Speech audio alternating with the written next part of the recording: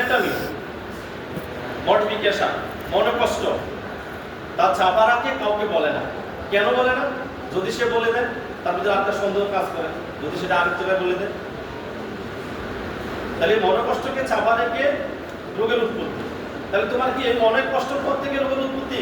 জি sir, এর পর থেকে আমার এই রোগের একটা পর একটা দেখা। তাহলে আমি কজেশন ধরলাম। তাহলে causation is very very important. তাহলে জেনারেল সিমটম, রোগী হট পেশেন্ট, কিন্তু রোগী সিলিও হয়। এটা কিন্তু সিলিও হয়, মনে রাখতে হবে।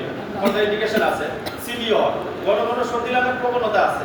তাহলে ফিজিক্যাল মেকআপ, টল, স্লেন্ডার, ন্যারো চেস্ট, এবং এই গানটা একটু সিক না, কিন্তু টল, স্লেন্ডার, ন্যারো চেস্ট না হলেই যে একটা মিল হবে না, ব্যাপারটা এরকম নয়। কিন্তু যদি বেটি হয় তাই কিন্তু একটা মিল হবে না। তাহলে মেন্টালি আমি গুরুত্ব দিয়েছি, মেন্টালি জেনারেল সিমটম এবং সেন্টিমেন্ট হট, কনসিলেশন, অ্যাগ্রাভেশন। যখন তাকে কাউন্সিলিং করতে চান, সান্ত্বনা দিতে চান, এই আমি বুঝি না, আমাকে বুঝাতে চাই, যাও তুমি যাও, আমাকে বুঝাতে হবে না। এমিলিনেশন লেট, অনেক সময় লাগে শান্ত হতে, কিন্তু সহজে শান্ত হয় পালসিটিলা। সিম্পিথেটিক মাইন্ড, সিম্পিথেটিক কোস্টিকাম হয়, সিম্পিথেটিক নেপটামিউর হয়, সিম্পিথেটিক পালসিটিলা হয়। তাহলে চিত্র আলাদা।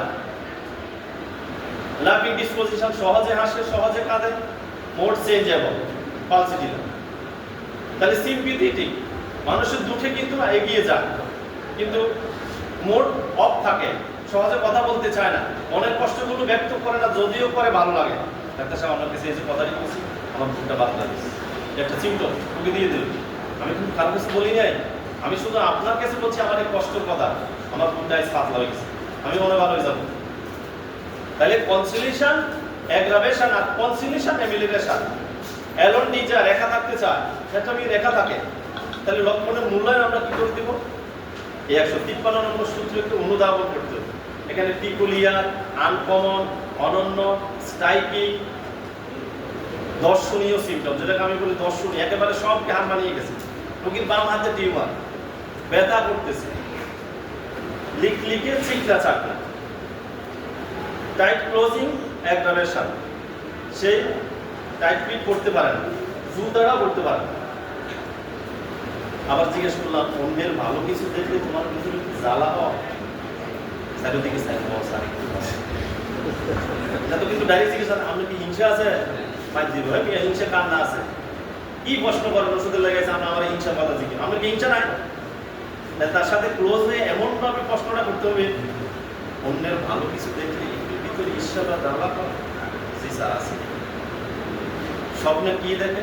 স্বপ্নে আমি দেখি কে যেন আমাকে মারা করতে আসতেছে, আমাকে মারতে আসতেছে। এই পিকুলিয়ার আনকমন সিমটম, আমি লেখেছি চলে গেলাম, রেপার্টরিতে আসছি। তাহলে রোগী স্বপ্ন দেখে মনে হয় যেন কেউ আমাকে মার্ডার করতে আসতেছে। তাহলে এই সিমটমের গুরুত্ব দিয়ে others general symptom, hot patient এবং টাইট ক্লোজিং, অ্যাগ্রাভেশন হয়ে গেল লেখেছি। তাহলে আমি লিখছি 2 পৃষ্ঠা, কিন্তু কোন ওষুধে যাবো এখানে হিজিটেশনে আছে, আমি দ্বিধায় দ্বন্দ্ব করে গেছি। তাহলে এই জন্য কেসটা কি করে ঠান্ডা মাথা লক্ষণের মূল্যায়ন করে আমাদেরকে সঠিক ওষুধটি সিলেকশন করতে হবে। তাহলে এখানে আমি কোনো বস্তুর প্রতিচ্ছবি পাই না, কোনো রোগ খুঁজে পাই না, ওষুধের কোনো সিমটম পাই না, রোগীর কোনো সিমটম পাই না। এই বিষয়ে অজ্ঞাত অধিকাংশ ক্ষেত্রে হোমিওপ্যাথি চিকিৎসকের ব্যর্থতার কারণ। এমন বহু চিকিৎসক আছেন যারা রোগীদের জন্য ঔষধ ব্যবস্থা করেন এবং বেদি ক্ষেত্রে দীর্ঘকাল জোড়াতালি দিয়া চালাইয়া যাইতেছে। যেমন হাড়ে রোগী এলে কনভেলিরিয়া মাদার মারে, তারপরে ক্রেটাগাস মাদার মারে, বাম সাইডে তো স্পাইজেলিয়া মারে, বুজা মারে, এভাবে জোড়াতালি দিয়া চলছে। কিন্তু রোগীর ভিতর কথা শুনলো না।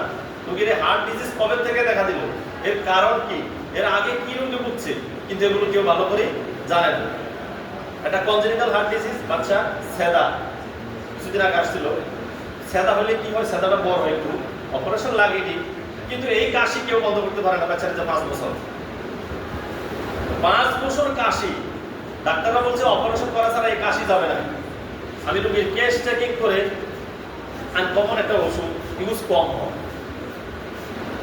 রিউম্যাক্স, চেম্বারে পরে 3টা ডোজ খাওয়াইছে, এরপরে